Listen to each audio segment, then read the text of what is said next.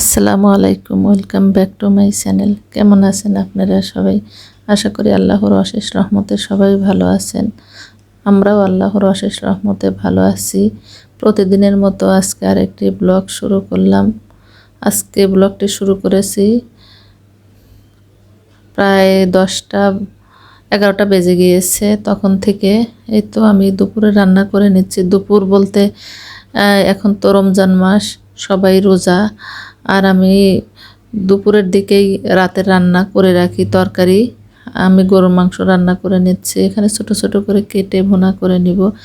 যেহেতু আমার হাজব্যান্ড নাই, 2 ছেলে নিয়ে খাওয়া, আমার বড় ছেলে আমার সাথে রোজা থাকে, ও সবগুলো রোজাই করেছে, আর ছেলে কোচিংয়ে গিয়েছে, এখনই চলে আসবে। রান্না বান্না করে নিচ্ছি। রমজান মাস, একটু যদি লেটে ঘুম থেকে ওঠা যায়, দেখতে দেখতে দিন শেষ হয়ে যায়।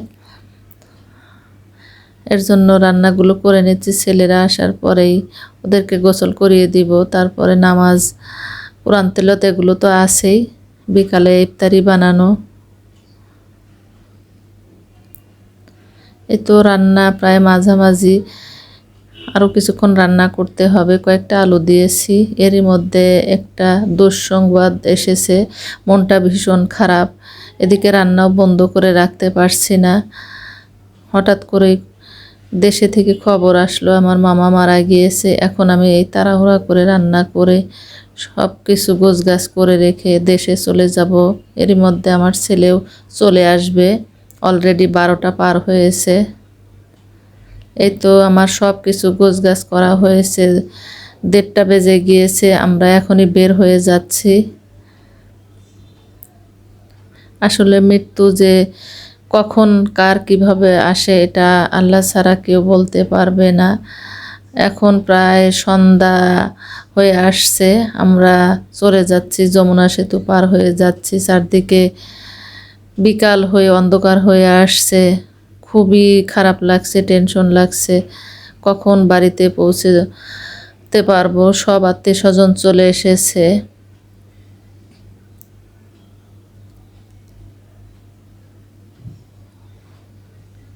এরই মধ্যে ইফতার করা হয়েছে। রাত পার হয়ে গেল। সকালবেলা আমার নানার বাড়ি চলে এসেছি। আমাদের পাশের গ্রামেই আমার মামার দাফন সম্পন্ন হয়েছে।